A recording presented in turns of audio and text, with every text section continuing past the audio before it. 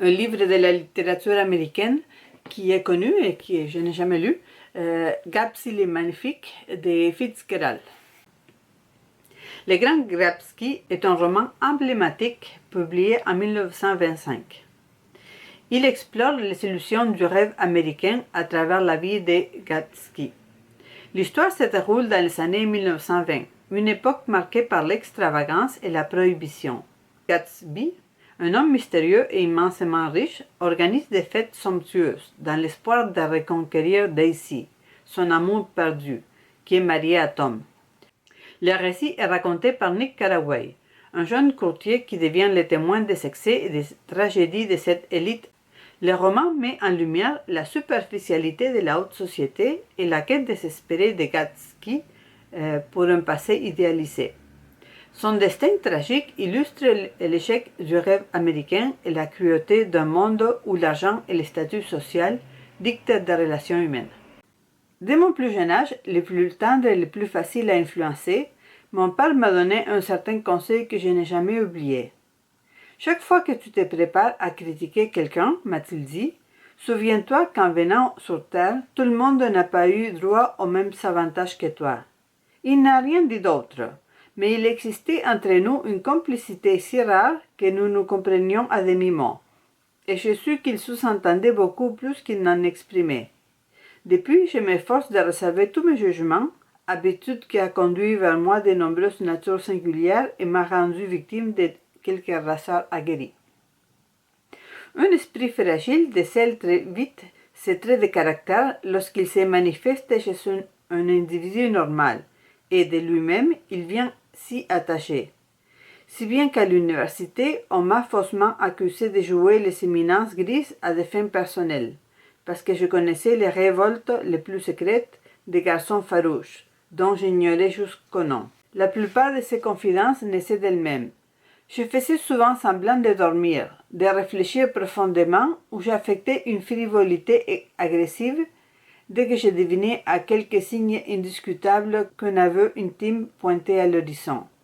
Car les aveux intimes des jeunes gens, du moins les mots dont ils se servent pour les exprimer, tiennent le plus souvent des plagiats, tronqués de coupures évidentes. Réserver son jugement est une preuve d'espoir infini. J'ai toujours un peu peur d'être injuste, si j'oublie ce que sous-entendait mon père avec un certain snobisme, et que je répète avec le même snobisme, l'essence des usages les plus élémentaires n'est pas distribuée de façon équitable à la naissance. Après avoir fait un tel étalage de ma tolérance, je suis bien obligé d'avouer qu'elle a des limites. Chacun est libre de fonder son comportement sur les rochers les plus inébranlables ou les sables les plus mouvants, mais passé un certain point, je me moque de savoir sur quoi il se fonde. Quand je suis revenu de la côte Est à l'automne dernier, j'aurais presque souhaité que le monde soit en uniforme et se tienne à jamais dans une sorte de garde-à-vous moral. J'étais saturé de plongées chaotiques et d'aperçus privilégiés à l'intérieur du corps humain. Seul Gatsby, l'homme qui donne son nom à ses livres, échappait à cette réaction. Si la personnalité se traduit par une suite ininterrompue d'actions d'éclat, il devait y avoir en lui quelque chose de magique, une préscience suraiguë des promesses de l'existence, comme s'il était relié à l'une de ces machines ultra-sensibles qui détectent la moindre secousse sismique à 10 000 de distance. Cette sensibilité n'a rien à voir avec l'émotivité apathique, qu'on nomme pompeusement tempérament créatif. Gatsby s'est montré parfait jusqu'à la fin. C'est ce dont il était la proie. Les remous dégradants qu'entraînaient les visages de ses rêves, qui m'ont rendu sourd pour un temps au chagrin morné des humains et à leur transport si vite essoufflé.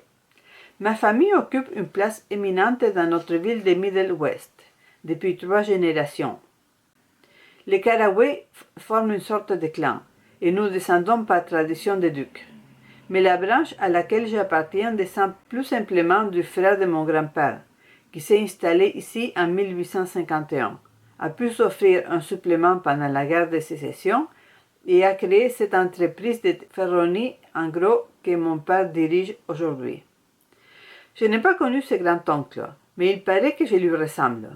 Diplômé de Yale, un quart de siècle jour pour jour après mon père, J'ai très vite été confronté à la tentative avortée d'expansion germanique qu'on appelle la Grande Guerre. J'ai pris un tel plaisir à cette union sacrée contre l'envahisseur qu'à mon retour, je ne tenais plus en place. Le Middle West, que j'avais regardé jusque-là comme le cœur ardent de l'univers, n'évoquait soudain ses confins le plus déshérités. J'ai donc décidé de gagner la côte Est pour y apprendre le métier d'agent d'échange. Tous ces jeunes gens que je connaissais travaillaient chez un agent d'échange. J'en ai conclu que le marché parviendrait à nourrir un célibataire de plus. Mes oncles et tantes au grand complet ont alors discuté du problème, comme s'il s'agissait de choisir le meilleur des collèges, avant de mettre un bon, pourquoi pas, réticent. Mon père s'est engagé à subvenir à mes besoins pendant un an, et après divers atermoiements, je suis parti pour l'Est. La sagesse voulait que je prenne une chambre en ville, mais il faisait vraiment très chaud. J'arrivais d'une région d'immenses pelouses et de parcs ombragés. Aussi, quand l'un des collègues de l'agence m'a proposé de partager avec lui une maison dans un village de la périphérie, j'ai trouvé l'idée admirable. Il a déneigé la maison, un bungalow en carton-pâte, ouvert à tous les vents, pour $80 par mois. Mais au même moment, l'agence l'a muté à Washington. Je me suis retrouvé seul à la campagne. Après 2 ou 3 jours de complète solitude, un homme, plus fraîchement débarqué que moi, m'a arrêté un matin sur la route. Pour aller à West Egg Village, on fait quoi? M'a-t-il demandé d'un air égaré. Je l'ai renseigné. Je suis reparti. Ma solitude était rompue. J'étais devenu un guide, un pionnier, un immigrant ayant droit de citer. Sans le vouloir, il m'avait conféré le statut d'indigène. Alors, j'ai retrouvé cette assurance familiale. La vie reprend toujours avec le début de l'été. J'ai acheté une douzaine d'ouvrages traitant de la banque, du crédit des placements boursiers. Alignés sur mon étagère, dans leur reliure rouge et or, ils ressemblaient à une monnaie flambant neuve, frappée à mon intention pour me permettre d'accéder aux secrets aurifères connus de seuls Midas, Mécède et Morgan. Mais j'étais parfaitement décidé à lire d'autres livres. À l'université, j'étais plutôt un littéraire. J'ai même écrit pendant un an à quelques éditoriaux définitifs et pontifiquants pour les Yale News. Et c'était le moment où jamais de réveiller ce genre d'intérêt, d'en nourrir mon existence pour devenir le plus réticent de tous les spécialistes, ce qu'on appelle un homme accompli. Après tout, pour observer la vie sous les meilleurs des angles, vieux mot resté à la même fenêtre. L'histoire de cet été-là commence un certain soir où je me suis rendu en voiture, invité à dîner par les Butchhan. Daisy était ma cousine germaine et j'avais connu Tom à l'université. Au retour de la guerre, j'avais passé 2 jours avec eux à Chicago. Entre autres exploits physiques, le mari de Daisy avait été l'un des ailiers les plus authentiques que Yale ait compté dans une équipe de football. Un héros national en quelque sorte. L'un de ces garçons qui atteignent à 21 ans un tel niveau de réussite que tout ce qu'ils font par la suite a un arrière-goût d'échec. Sa famille était fabuleusement riche. À l'université déjà, on lui en voulait d'avoir tant d'argent. Et depuis qu'il avait quitté Chicago pour la côte Est, il vivait sur un pied à couper le souffle. Exemple, il avait fait venir de Lake Forest une écurie de poneys dressés pour le polo. Difficile de croire qu'un homme de ma génération ait les moyens de s'offrir cela. Pourquoi la côte Est, je l'ignorais. Après son an passé en France, sans raison précise, il savait errer d'un endroit à l'autre, partout où les gens peuvent être riches ensemble et jouer au polo. Mais on s'est installé pour de bon, cette fois, m'a affirmé Daisy au téléphone. J'en doutais. Si j'ignorais tous les élans du cœur de Daisy, Tom me donnait le sentiment d'être à la dérive, s'entêtant à chercher avec un rien de nostalgie des violences spectaculaires de certaines parties de football impossibles à réinventer. Un soir donc, où le vent était chaud, j'ai pris la route pour rendre visite à 2 vieux amis que je ne connaissais pratiquement pas. Leur maison était beaucoup plus raffinée que je ne l'aurais cru. Claire et gaie, rouge et blanche, de style néo-géorgien, elle dominait la baie. La pelouse commençait à hauteur de la plage et grimper vers l'entrée en franchissant sur plus d'un quart de mille une série d'obstacles. Chantres cadrans solaires, petits murs de pierre, parterre en feu, et lorsqu'elle touchait enfin la maison, elle se précipitait contre elle, comme emportée par son élan. Elle l'éclaboussait d'une vigne vierge rouge sang. Une rangée de portes-fenêtres qu'incendiaient les reflets du soleil et qui s'ouvraient au vent du soir courait le long de la façade. Et solidement campé de ses jambes, chaussé de bottes de cavalier, Tom se tenait sur la véranda. Il avait bien changé depuis nos années d'étudiant. C'était un homme de 30 ans maintenant, plutôt lourd, des cheveux blonds paille, la bouche sèche, l'air hautain. Des yeux perçants et arrogants lui mangeaient le visage et lui donnaient l'air agressif d'être constamment penché en avant. L'élégance presque féminine de sa tenue de cavalier ne paraissait pas masquer l'incroyable vigueur de son corps. Le courroie de ses bottes vernies semblait sur le point de se rompre, et quand il bougeait, les épaules on voyait rouler, sous sa veste légère, une énorme boule de muscles. C'était un homme capable de la plus extrême violence, un corps de brute. Sa voix haut perché, enroulée, revêche, accentuait encore cette impression d'agressivité. S'y mêlait un soupçon de condescendance, paternaliste, à laquelle ses amis eux-mêmes avaient droit. J'ai connu des garçons, à Yale, qui les haïssaient pour sa suffisance. Il semblait toujours sous-entendre. Je suis plus fort que vous, et nettement plus viril. Ce n'est pas une raison pour être d'accord avec moi, dès que je donne mon avis. Nous appartenions à la même amicale de 4e année, et sans être intime, j'avais le sentiment qu'il éprouvait pour moi une certaine estime, dont il attendait la réciproque avec cette arrogance ombrageuse et voulue qui lui était propre.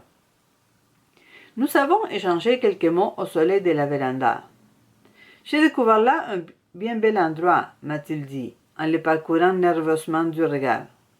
Il m'a saisi les bras, m'a fait faire le demi-tour de sa large main balayant l'horizon, rasant dans un même geste un jardin à l'italienne, des rosées entêtantes et un hors-bord au nez pointu qui dansait sur les vagues, au large. Nous avons traversé un angle imposant avant de pénétrer dans un espace de lumière rose, délicatement suspendu au corps de la maison, entre deux portes-fenêtres, qui se faisaient vis-à-vis. Elles s'étaient entr'ouvertes et se découpaient en blanc sur les gazons frais, qui semblaient sur le point d'envahir la pièce. Les vents jouaient d'un mur à l'autre, jouaient avec les voilages, repoussaient l'un vers l'extérieur, tirant l'autre vers l'intérieur. Le seul objet parfaitement immobile était un immense canapé, sur lequel deux jeunes femmes avaient trouvé refuge, comme dans la nacelle d'un ballon captif. Vêtus de blanc tous les deux, leurs robes flottaient et dansaient sur elles, comme si le vent venait de les leur rendre, après les avoir fait voler autour de la maison. Je n'osais pas bouger, abasourdi par les claquements des fouets des voilages et les grincements d'un tableau sur le mur. Puis j'ai cru à une explosion. Tom venait de fermer l'une des portes-fenêtres, et le vent tomba, pris au piège, et les voilages, le tapis et les deux femmes aéronautiques se posèrent lentement sur le sol. La plus jeune m'était inconnue. Couchée de tout son long à l'une des extrémités du canapé, dans une immobilité absolue, elle tenait le menton levé, comme si un objet, qui s'y trouvait en équilibre, menaçait de tomber. Peut-être m'aperçut-elle du coin de l'œil, mais elle n'en laissa rien paraître, et je me suis surpris à retenir un mot d'excuse pour l'avoir ainsi dérangée. L'autre femme, Daisy, fit un effort pour se lever. Elle redressa la nuque avec un courage évident, puis elle se mit à rire, d'un rire absurde et adorable, et je ris à mon tour en m'avançant vers elle. Je suis paralysé de bonheur. Réflexion très spirituelle, sans doute, car elle rit de nouveau et me tint longuement la main, en me regardant dans les yeux, pour souligner que, de tous les humains, j'étais celui qu'elle désirait revoir avec le plus d'urgence. C'était sa façon d'être. Puis elle m'informa dans un souffle que la jeune équilibriste se nommait Baker. Quoi qu'il en soit, Miss Baker entr'ouvrit le coin d'une lèvre, inclina la tête dans ma direction de façon presque imperceptible et reprit aussitôt son immobilité. Je me suis surpris une fois encore à retenir un mot d'excuse. Presque toutes les démonstrations d'autarcie personnelle me laissent désarmé et confus. Je revins vers ma cousine qui, d'une voix sourde, envoûtante, me posa diverses questions. C'était l'une de ces voix dont l'oreille épouse chaque modulation, car elle improvise de phrase en phrase une suite d'accords de hasard que personne jamais ne rejouera plus.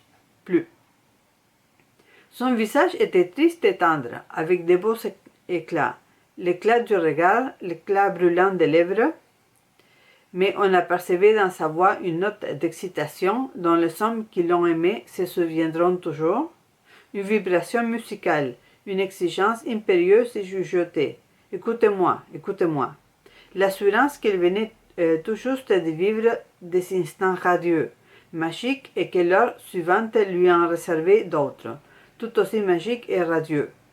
Je lui dis qu'avant de gagner la côte Est, j'avais passé une journée à Chicago, et qu'une douzaine de personnes m'avaient chargé de lui transmettre leurs amitiés. On me regrette alors, s'écria-t-elle avec ravissement. La ville entière porte le deuil. Toutes les voitures ont la roue arrière gauche peinte en noir, comme autant de couronnes mortuaires, et chaque nuit, des plaintes désolées s'élèvent sur la rive nord du lac. Irrésistible, on y retourne, Tom, dès demain. Et sans transition, je veux te montrer ma fille, avec joie. Elle dort, elle a juste 2 ans. Tu ne l'as jamais vue? Non, jamais. Il faut que tu la voies. Elle est... Tom, qui faisait les 100 pas dans la pièce, me posa brusquement la main sur l'épaule. Que fais-tu dans la ville, Nick? Je place des actions. Chez qui? Je donnai des noms. Connais pas, dit-il, d'une voix tranchante, qui m'irrita. Tu connaîtras, Tom. Si tu restes sur la côte Est, et tu connaîtras sûrement.